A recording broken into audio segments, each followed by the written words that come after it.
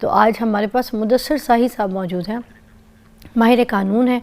ان سے ہم ذرا تفصیل سے پوچھیں گے کہ یہ جو لڑکا اور لڑکی ہے، اس کا جو نکاح نامہ جب ہو رہا ہوتا ہے، ان کا وہ نکاح نامہ پڑھنا کتنا ضروری ہے. السلام علیکم.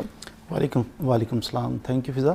اس میں نکاح نامہ ہو یا کوئی بھی ڈاکومنٹ ہو، اس کو پڑھنا انتہائی ضروری. کوئی بھی ڈاکومنٹ جو زندگی کے اندر کبھی بھی آپ سائن کر رہے ہیں نا، تھم امپریشن لگا رہے ہیں، اس کو ہمیشہ آپ نے پڑھنا ہے. اب دیکھیے، نکاح نامہ باقاعدہ طور پہ ایک رسم نہیں ہے. یہ 1961 سے آنورڈ آپ اس کو، یہ ایک کانٹریکٹ ہے. جس طرح آپ کوئی پراپرٹی خرید رہے ہیں، کوئی دے رہے ہیں، کوئی بھی کانٹریکٹ میوچل انڈرسٹینڈنگ کے ساتھ آپ کا ہو رہا ہے، اسی طرح لیگل کانٹریکٹ ہے آپ کا نکاح نامہ.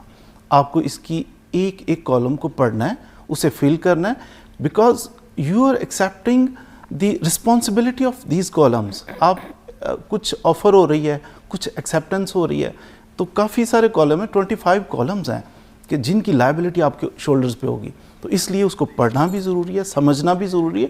پڑھنے سمجھنے کے بعد کمپلیٹ فل ہو چکا ہو تو پھر سائن کر سکتے ہیں آپ. اچھا، ان سارے کالمز میں، شکوں میں، کون سی ایسی شکیں ہیں جو آپ کو لگتا ہے وہ بہت ہی امپورٹنٹ ہے، لڑکی کو یا لڑکے کو پڑھانا لازمی ہے؟ ساری ہی امپورٹنٹ ہے، لیکن کچھ لیس امپورٹنٹ. اس طرح مثال کے طور پہ آپ کا نام ہے تو لکھا ہوا ہے میرا نام ہے، لڑکی کا یا لڑکے کا کسی کا نام ہے، تھوڑی سی ایرر ہو جائے، مدثر احمد ہے تو مدثر علی لکھا گیا ہے، تو یہ اتنی کوئی ڈینجرس قسم کی آپ کے کوئی فیوچر میں نہیں کانسیکوینسز ہوں گے. نہیں تو کیا اس سے نکاح نہیں ہوگا؟ نکاح ہو جائے گا نا. یہ مائنر سی مسٹیک ہے، اس سے کوئی افیکٹ نہیں ہوگا. امپورٹنٹ جو آپ، اور اگر پورا نام بھی غلط ہو، اتفاق سے میں ایک بات سوال کر رہی ہوں کہ نام بھی پورا ہی غلط ہو، تو کیا بھی پھر لڑکا اور لڑکی کا نکاح ہو جائے گا؟ شرعی طور پہ تو ہو جائے گا، لیکن لیگلی نہیں ہوگا. لیگلی طور پہ جو ڈاکومنٹ ہے اس میں پارٹیز، جو آئی ڈی کارڈز ہیں، جو آپ کے لیگل جو سارے ڈاکومنٹس میں جو نام ہے وہ امپورٹنٹ ہے. یس. اچھا، تو اس میں جو زیادہ امپورٹنٹ آپ فرما رہی تھیں، اس میں زیادہ امپورٹنٹ ہے آپ کا حق مہر، ڈاور. ڈاور لکھا جاتا ہے، اس کی 2 کائنڈز ہیں باقاعدہ. اس پہ 13 کالم سے لے کے اور 16 تک، یہ 4 کالم زیادہ امپورٹنٹ ہے، جس کے اندر آپ کا ڈاور لکھا جاتا ہے کہ آپ کا حق مہر کتنا مقرر کیا جاتا ہے. اس کی 2 کائنڈز ہیں، ایک پرومپٹ ڈاور اور ایک ڈیفرڈ ڈاور. یہ دونوں کائنڈز ہیں. پرومپٹ ہوتا ہے کہ موقع پہ ادا کیا، انسٹنٹ پیمنٹ ہوتی ہے اس کی، فوری طور پہ.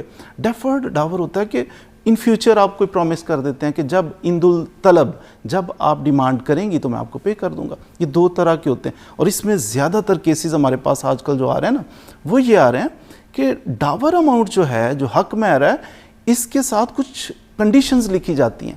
حق مہر کے طور پہ گولڈ لکھا جاتا ہے، حق مہر کے طور پہ پلاٹ، کوئی مکان، اس طرح کی چیزیں لکھی جاتی ہیں. کیش ضروری نہیں ہے؟